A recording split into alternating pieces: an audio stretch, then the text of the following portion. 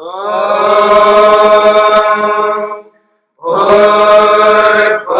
स्वः तत्सवितुर्वरेण्यं भर्गो देवस्य धीमहि धियो यो नः प्रचोदयात्।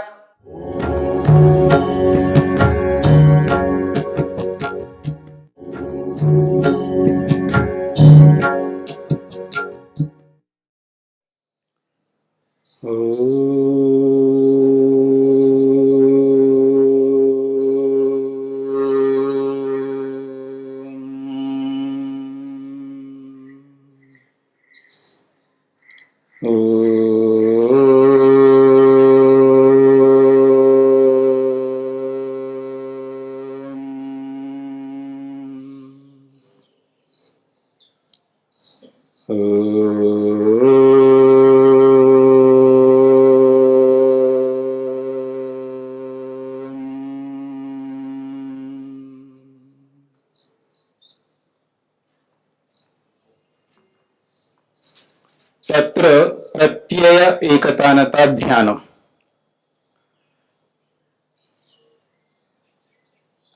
ध्यान को लेकर के अलग अलग जो विचार हैं, ध्यान में कुछ भी पता ना लगना, ध्यान ऐसा होना चाहिए कुछ भी पता ना लगे, ऐसे मंतव्य को लेकर के भी कुछ लोग चलते हैं। और ध्यान में कोई विषय न रहे, इस मंतव्य को लेकर के भी कुछ लोग चलते हैं।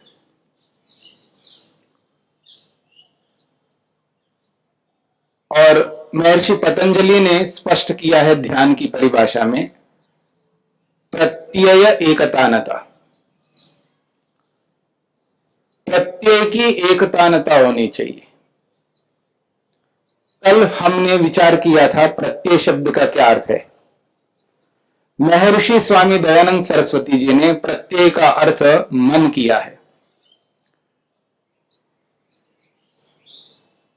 महर्षि वेदव्यास ने इस सूत्र की व्याख्या करते हुए कहा, तस्मिन् देशे ध्येय आलंबनस्य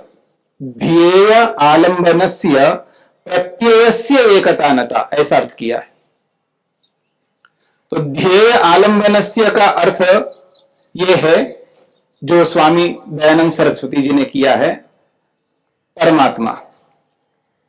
आश्रय करने, ध्यान के आश्रय योग्य परमपिता परमात्मा जो अंतर्यामी है। ध्यान के आश्रय, ध्यान का जो आलंबन बना हुआ है वो है ईश्वर। और प्रत्यय का अर्थ किया है मन। इन दोनों की जो एकतानता, इन दोनों की जो एक रूपता है वो है ध्यान। तो आत्मा यानी परमात्मा और मन के साथ में जो सीधा संबंध है, दोनों की जो एक रूपता है, बिना ईश्वर के मन नहीं और बिना मन के ईश्वर नहीं। थोड़ा इस बात को समझना है। यानी मन भी ईश्वर में है और ईश्वर मन में है, तो दोनों एक साथ है। लेकिन ज्ञानात्मक दृष्टिकोण से दोनों अलग अलग भी है, क्योंकि आत्मा यानी हम ज्ञान की दृष्टि से ईश्वर से दूर हैं। पास रहते हुए भी ईश्वर से दूर इसलिए है क्योंकि अनुभूति के स्तर पर ईश्वर हमारे मन में नहीं है। और जब जब अनुभूति के स्तर पर हमारे मन में ईश्वर नहीं है, तब तब अनुभूति के स्तर पर ज्ञान की दृष्टि से ईश्वर मन से दूर है। लेकिन स्थान की दृष्टि से तो पास में है। स्थान की दृष्टि तो ईश्वर में ही है। मन ईश्वर में है, ईश्वर मन में है, तो स्थान की दृष्टि से तो कोई दूरी नहीं है। लेकिन जब अनुभूति का स्तर लेते हम, अनुभव का स्तर लेते हैं, तो अनुभव को बनाए रखना, निरंतर बनाए रखना अनुभव को, यानी मैं ईश्वर में हूं, ईश्वर मुझ में है। ये कहूं मैं, मन ईश्वर में है और ईश्वर मन में। ये जो एकतानता है, एक रूपता, और ये एक रूपता सदृश प्रवाह, महर्षि वेदव्यास कहते हैं सदृश प्रवाह, ये समान रूप से इसका प्रवाह निरंतर चलता रहना चाहिए। यानी ये जो अनुभूति है कि मैं ईश्वर में हूं और ईश्वर मुझ में, ये जो अनुभूति है ये निरंतर बनी रहे, ये ध्यान है। अनुभव रहना चाहिए कि मैं ईश्वर में हूं, ईश्वर मुझ में है। इसके साथ में महर्षि वेदव्यास ने स्पष्ट किया, प्रत्यांतरेण अपरामृष्टो ध्यानम, प्रत्यांतरेण अपरामृष्ट, दूसरे प्रत्यय का यहां परामर्श नहीं होना चाहिए, यानी दूसरे प्रत्यय का यहां स्मरण नहीं होना चाहिए। दूसरा प्रत्यय का मतलब दूसरी वस्तु का स्मरण नहीं होना चाहिए। एक प्रत्यय को, यानी एक मन को तो ईश्वर के साथ एक रूप बना के रखा है हमने, मन को ईश्वर के साथ एक रूप करके हमने बना के रखा है और लगातार वो अनुभव चल रहा है, मैं ईश्वर में हूं और ईश्वर मुझ में है। ये जो एकतानता निरंतर चल रही है, इस एकतानता के साथ में प्रत्ययांतरेण अपरामृष्ट, दूसरे प्रत्यय यानी दूसरी वस्तु का कोई स्मरण यहां पर नहीं होना चाहिए। किसी भी वस्तु का और यहां याद नहीं रख सकते, केवल यही स्मरण रखना है, यही निरंतर अनुभव होना है कि मैं ईश्वर में हूं, ईश्वर मुझ में है। बस एक दूसरे को हम अनुभव कर रहे हैं, अपने आप को और ईश्वर को, अपने मन को और ईश्वर को, यही अनुभूति बनाए रखना। सदृश प्रवाह रहे, एक बराबर एक ही प्रवाह रहे कि मैं ईश्वर में हूं, ईश्वर मुझ में है। इस अनुभूति को बनाए रखते रहना लगातार जब तक हमारा ध्यान चलेगा, तो यह ध्यान कहलाएगा। एक तो यह स्थिति है, और दूसरी स्थिति यह है, स्वामी दयानंद सरस्वती जी ने ऋग्वेदादि भाष्य भूमिका में प्रत्यय शब्द का अर्थ ज्ञान लिया है। यहां तो मन अर्थ लिया है और वहां प्रत्यय का अर्थ ज्ञान लिया है। वो लिखते हैं प्रकाश और आनंद, अंतर्यामी परमात्मा के प्रकाश और आनंद में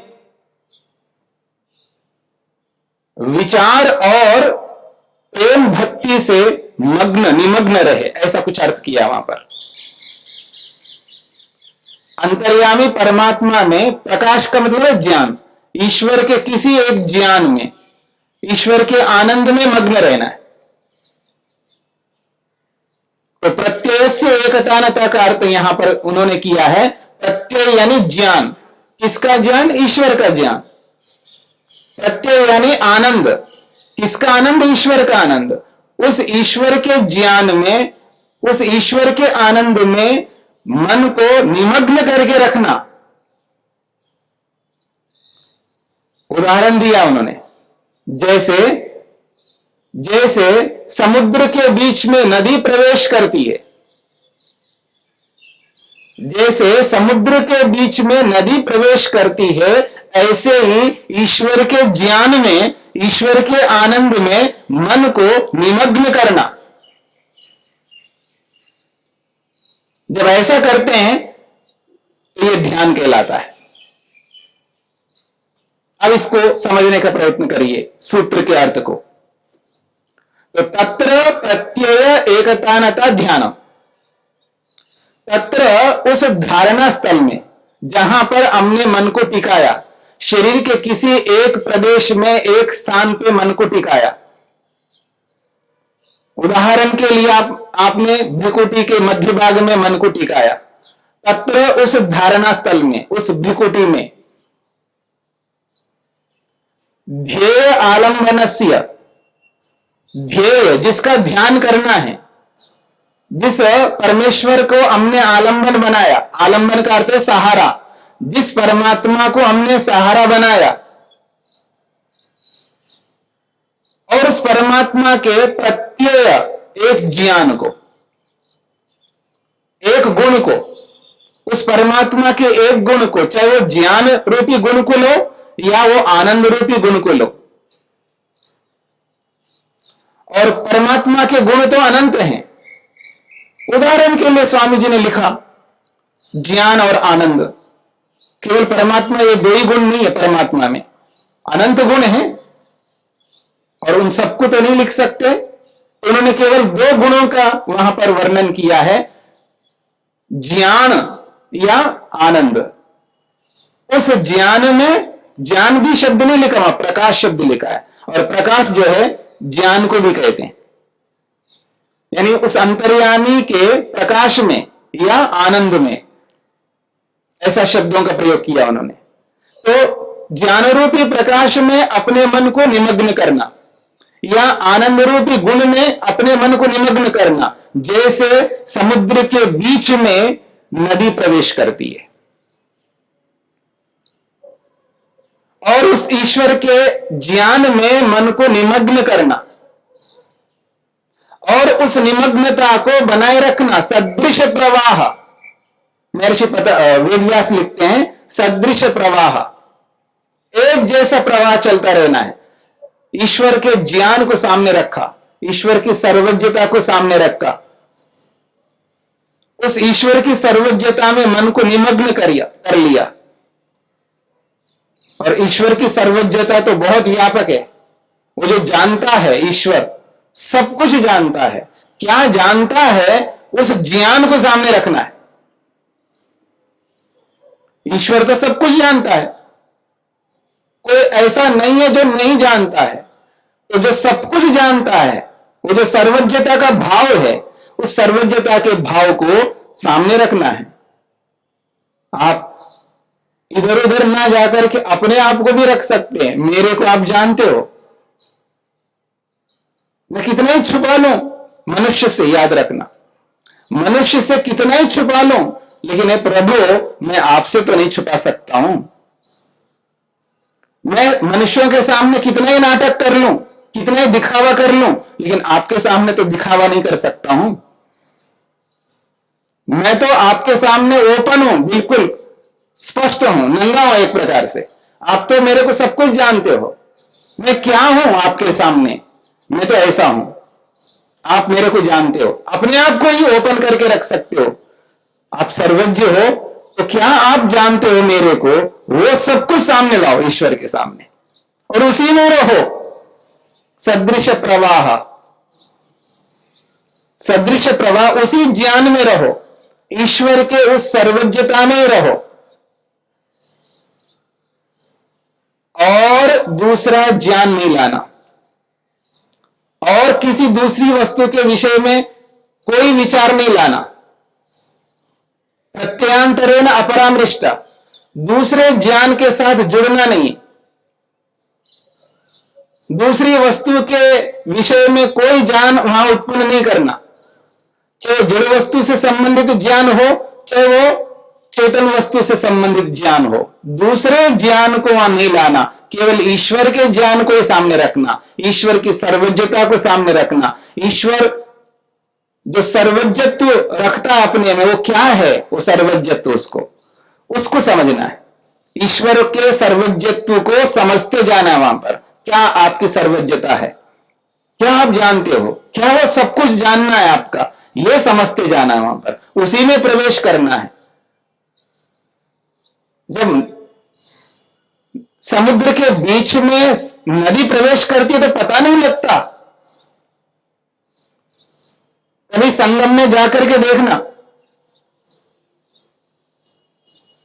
कोलकाता में जाकर के देखना, देखने का प्रयास हमने किया है, पता नहीं लग रहा था कहां से।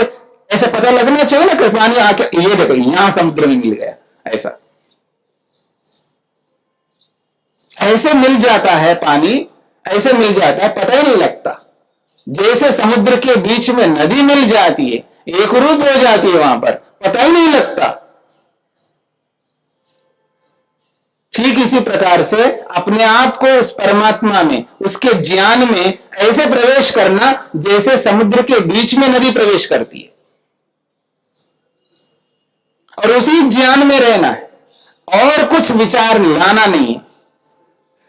यह है ध्यान, अथवा उस ईश्वर के आनंद में प्रवेश करना, उसके आनंद को समझना है, उसके आनंद की जो क्वालिटी है ना उसको समझना है।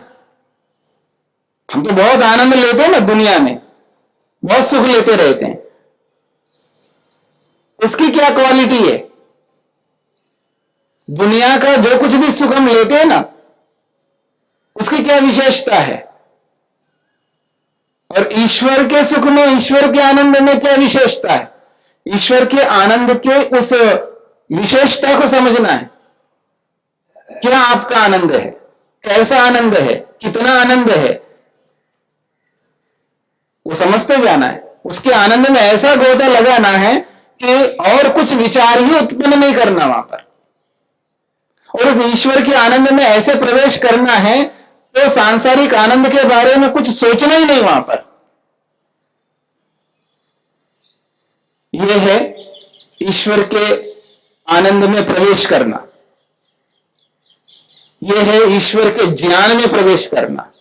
या कोई भी गुण लो ईश्वर के, प्रत्यय से शब्द से कोई भी गुण ले सकते हैं, किसी भी गुण को। ईश्वर के सर्वरक्षकत्व को लेना है तो ईश्वर के सर्वरक्षकत्व को ले लो सामने। ईश्वर की न्यायकारिता को लेना है तो ईश्वर की न्यायकारिता को लेना है, लेकिन जिसको लेना है उसी में गोता लगाना है और कोई दूसरा विचार उत्पन्न नहीं करना। और जब तक ध्यान करते रहेंगे उसी पे विचार रहेगा।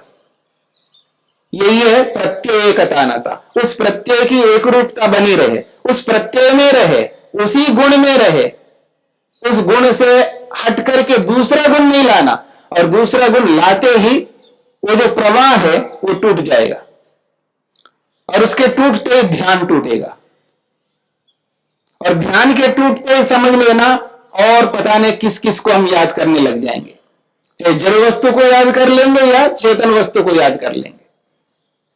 ये टूट इसलिए रहा है क्योंकि वो जड़ वस्तु बाधा कर रही है, वो चेतन वस्तु बाधा कर रही है, उनको याद कर रहे हैं हम लोग,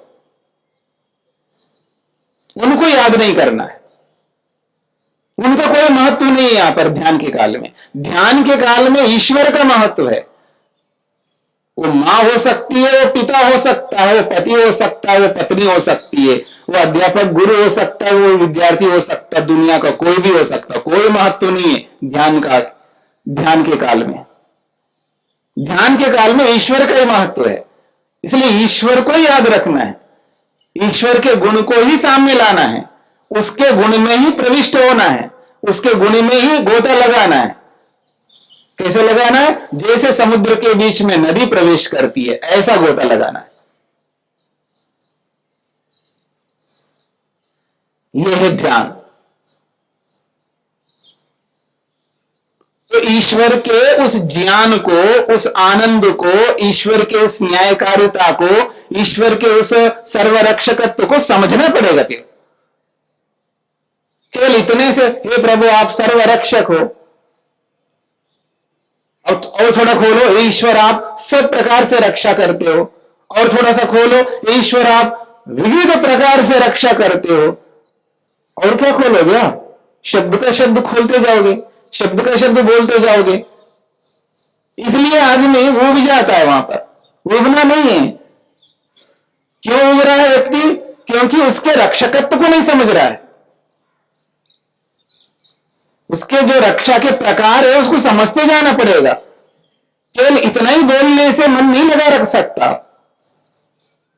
केवल आप सर्वरक्षक हो, आप सर्वरक्षक हो, आप सर्वरक्षक हो, आप सर्वरक्षक हो, इतना ही बोलते जाइए, मन नहीं लग सकता। प्रारंभ में थोड़ा सा लग जाएगा, बाद में तो उब जाओगे आप, क्योंकि शब्द से उबेगा आदमी।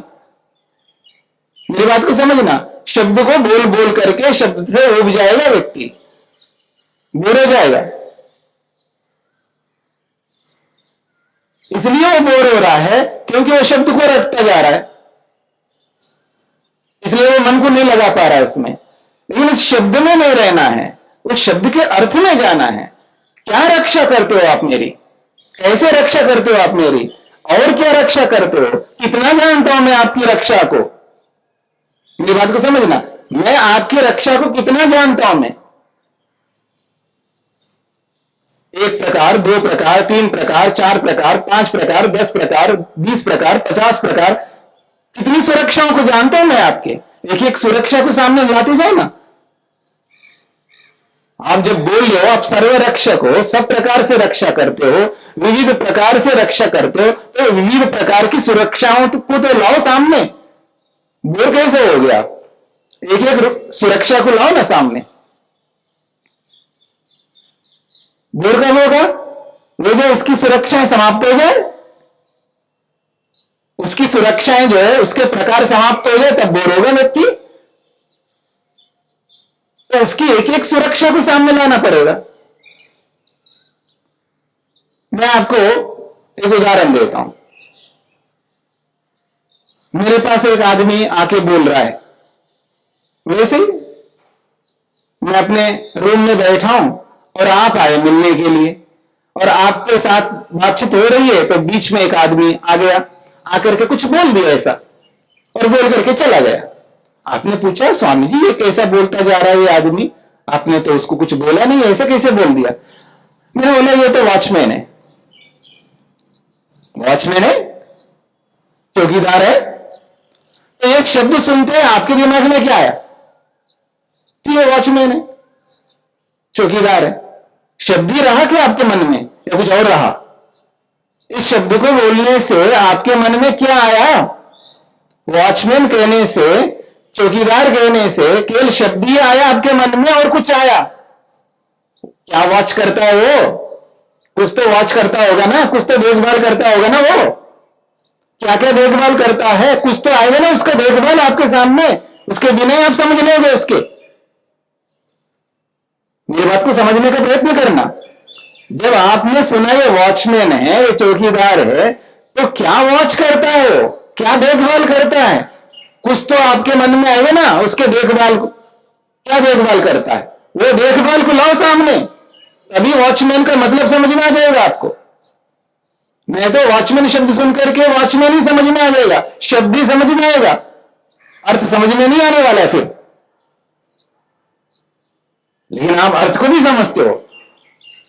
और क्या वॉच करता है, क्या देखभाल करता है, तो बोल भी लोगे आप। आपसे पूछूं क्या देखभाल करता है, तो कुछ तो बताओगे ना। देखो ये देखभाल करता है, ऐसा करता है, आते जाते आदमी को देखता है, कोई अंदर आ रहा है तो कौन आदमी है उसको पहचानता है, उसका पहचान लिखता है, जो कुछ भी करता है, बाहर जाता है उसको चेक करता है, आने वाले को जाने वाले को चेक करता है, और भी आश्रम में जो कुछ भी बात है, बहुत कुछ आपको समझ में आएगा ना। क्या वॉच करता है वो आदमी। ठीक इसी प्रकार से हे प्रभु आप सर्वरक्षक है, आप सर्वरक्षक है, तो रक्षा करते हो। क्या रक्षा करते हो आप? ये तो सामने लाना पड़ेगा ना आपको। लाते जाओ, अब लाइए जितना ला सकते हो आप। ऐसी रक्षा करते हो, ऐसी रक्षा करते हो, ऐसी रक्षा, एक एक सुरक्षा को ले आओ। कितना जानते हैं हम भगवान को? बड़ा प्रेम है ना भगवान के प्रति हमारा। भगवान हमारे लिए सब कुछ है, भगवान हमारे लिए सबसे बड़ा है, तो सबसे बड़े को सबसे ज्यादा जानना पड़ेगा हमको। अब ले आओ उसकी एक एक सुरक्षा को, ले आओ सामने, एक एक सुरक्षा को समझते जाओ। तो जब उस ईश्वर की एक एक सुरक्षा को सामने लाते जाएंगे, एक एक सुरक्षा को सामने लाते जाएंगे, तो आपके पास धीरे धीरे समाप्त हो जाएंगी उसकी सुरक्षाएं। तो और खोज करना पड़ेगा, और क्या रक्षा करते हो, और क्या रक्षा करते हो, और क्या रक्षा करते हो मेरी। अब तो सर्वरक्षक हो, अनंत प्रकार से मेरी रक्षा करते हो। आपकी विविध प्रकार इतने हैं कि मैं जान ही नहीं सकता सबको, लेकिन जब मैं उनको गिनता जाऊंगा आपकी सुरक्षाओं को, समाप्त नहीं होनी चाहिए। इतना मेरे को जानना पड़ेगा, उसके सर्वरक्षकत्व को इतना मेरे को जानना पड़ेगा। मैं जानता जाऊं, जानता जाऊं, जानता जाऊं, एक एक सुरक्षा को सामने लाता जाऊं, और फिर नई सुरक्षा को, फिर नई सुरक्षा को, फिर नई सुरक्षा को लाते जाऊंगा। फिर बोर कैसे होऊंगा मैं? बोर तब हो जाओ ना सब समाप्त हो गया, कुछ नया नहीं है, नया है नहीं है। पुराने को बार बार देख करके आदमी बोर होता है। हाँ, नया नया जब सामने आता तो बोर कैसे होगा आदमी? उसमें लगा रहता है, नई चीज है, नई बात है, नया गुण है। मेरी बात को समझने का प्रयत्न करना। उसमें प्रवेश करते जाना है, उसमें बस गोता लगाते जाओ। गंभीर है, गहरा है, उस गंभीर में प्रवेश करते जाओ। जो गोताखोर होता है ना, वो बहुत अंदर तक जाता है और कुछ ढूंढ करके लाना ना, हीरे मोती पता नहीं क्या क्या कुछ लाता है आदमी, फिर देखना कितना अंदर जाता है व्यक्ति, समुद्र के अंदर जाता ही जाता है, जाता ही जाता है, जाता ही जाता है। और समुद्र भी एक प्रकार से इतना बड़ा है, उसका पार ही नहीं जाता, लगाता ही जाता है, जाता ही जाता है, जाता ही जाता है। जब तक उसको नहीं मिलता है ना, उसके हाथ कुछ ना लगे, तब तक गोता लगाता रहता, लगाता रहता, लगाता ही रहता बस वो आदमी।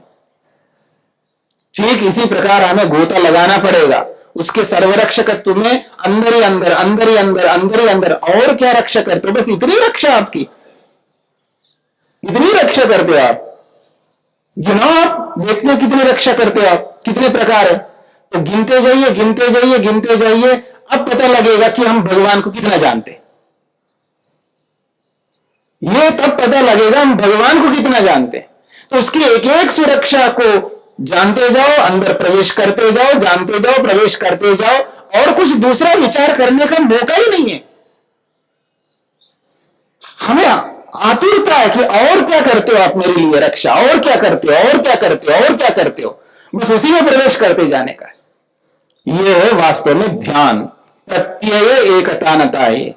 उसी एक ही प्रत्यय में लगातार बना रहना है, एक धार के रूप में रहना है, कोई दूसरा लाना ही नहीं, वहां पर प्रत्यांतर को लाना ही नहीं है, दूसरे प्रत्यय को, दूसरे ज्ञान को, दूसरे गुण को। एक ज्ञान चल रहा हो तो दूसरा ज्ञान को सामने लाना ही नहीं है। यह है ध्यान, यह है ध्यान का स्वरूप। तत्र प्रत्यय एकतानता, ये जो एकतानता है, इस एकतानता को जब तक बना के रखेंगे हम लोग, चाहे वो सर्वरक्षकत्व को लेकर के, चाहे वो न्यायकारिता को लेकर के। ईश्वर जी न्यायकारी है, वो न्याय करता है, किसी को नहीं छोड़ता है जी, न्याय करता है। क्या न्याय करता है? क्या न्याय क्या करता है वो? लाओ अपने कर्मों को, पता लग जाएगा। अपने कर्मों को लाइए, जो मैं करता हूं, जो करामात करता हूं ना मैं, अंदर से बाहर से जहां कहीं से भी, वो सब ले आओ, एक कर्म का न्याय देखो, वहां पर पता लग जाएगा। बाहर का करामत अलग है, वाणी का करामत अलग है, और मन का करामत तो और अलग है हमारा। तो एक एक कर्म का न्याय करेगा वो, एक एक कर्म का। तो उसके न्यायकारित्व को सामने लाओ, उसकी सर्वरक्षकत्व को। ऐसे एक एक गुण को लेकर के, एक ही गुण को न जाने कितने दिनों तक हम कर सकते हैं, वो पार नहीं पाएगा, इतनी सुरक्षा है उसकी। ऐसे उसके न्याय, कितना न्याय है उसका। तो इस प्रकार से उसके एक ही गुण को, चाहे न्यायकारित्व को, चाहे वो सर्वरक्षकत्व को, चाहे उसके ज्ञान को, चाहे उसके आनंद को, चाहे उसकी कोई भी एक गुण ले लीजिएगा, उस गुण के अंदर प्रवेश करते जाना, उसमें गोता लगाते जाना, लगाते जाना, और अधिक और अधिक और अधिक समझते जाना उस गुण को, उसी में रहना, और दूसरा कुछ लाना नहीं उस समय। यह है ध्यान, यह प्रत्यय एकतानता है, सदृश प्रवाह है। दूसरे ज्ञान को, भले वो ईश्वर का क्यों ना हो, याद रखना, यदि हमने सर्वरक्षकत्व को लेकर के विचार करना प्रारंभ किया, बीच में न्यायकारिता को नहीं ला सकते, बीच में ईश्वर के किसी और गुण को नहीं ला सकते, एक ही गुण में रहना है। यह है प्रत्येकतानता, सदृश प्रवाह। वास्तव में ध्यान यह है। हां, प्रारंभिक स्थिति में कोई व्यक्ति पूरे गायत्री मंत्र को लेकर के जब ध्यान करेगा, तो गायत्री मंत्र में जितने भी शब्द होंगे और जितने भी गुण आएंगे, उन्हीं गुणों में रहना। यह थोड़ा सरल है, क्योंकि मंत्र में बहुत सारे शब्द हैं, उन बहुत सारे शब्दों के बहुत सारे अर्थ हैं, और उन अर्थों को सामने रखना, तो उन्हीं अर्थों में रहना। गायत्री मंत्र में जितने शब्द आए हैं, उन शब्दों के जो जो अर्थ है परमात्मा के, उन्हीं अर्थों में रहना, उसके अतिरिक्त और कोई दूसरे अर्थ नहीं लाना। तो गायत्री मंत्र बोल रहे हो तो त्रयंबकम को नहीं लाना बीच में, याद रखना। ये त्रयंबकम को लाया हो, त्रयंबकम को लेकर के बोल रहे तो विश्वानि देव को नहीं लाना, एक ही में रहना। और उससे भी स्थूल करना है तो एक मंत्र से, दो मंत्र से, तीन मंत्र से, मान लीजिए संध्या में जितने मंत्र हैं उन सारे मंत्रों को लेकर के करना है तो कर लो, ये बहुत अलग अलग बात है। पर उन्हीं मंत्रों में रहना, फिर और किसी और मंत्र में, यज्ञ के मंत्रों में मत आना, हवन के मंत्रों में नहीं आना। फिर संध्या के मंत्र जितने उन्हीं मंत्रों में रहो, फिर हवन के मंत्रों में नहीं आना। जो आपने निर्धारण किया है ध्यान के लिए, जो आपने दायरा बांधा है ध्यान के लिए, जो क्षेत्र आपने निर्धारित कर लिया कि मेरे को संध्या करनी है और संध्या में ही रहना है, संध्या के मंत्रों में ही रहना है, संध्या के मंत्रों के अर्थों में ही रहना, उससे बाहर नहीं निकलना, यह भी ध्यान है। तो आपका निर्धारण क्या है, अपने निर्धारण पर चलेगा यहां पर। अब केवल एक शब्द में निर्धारण करके ध्यान करना चाहते हो या एक मंत्र में निर्धारण करके ध्यान करना चाहते हो, यह पूरा समुदाय मंत्रों का, अनेक मंत्रों का जो समुदाय है उसको निर्धारण करके चलना चाहते हो, उसी में रहना होगा। आपके निर्धारण के ऊपर निर्भर करेगा, आपकी प्रतिज्ञा पर निर्भर करेगा। आपने जो प्रारंभ किया है, क्या मानकर के प्रारंभ किया है, उसी में रहते हो या उससे बाहर जाते हो, तब पता चलेगा हम ध्यान कर रहे हैं अथवा ध्यान से भटक रहे हैं।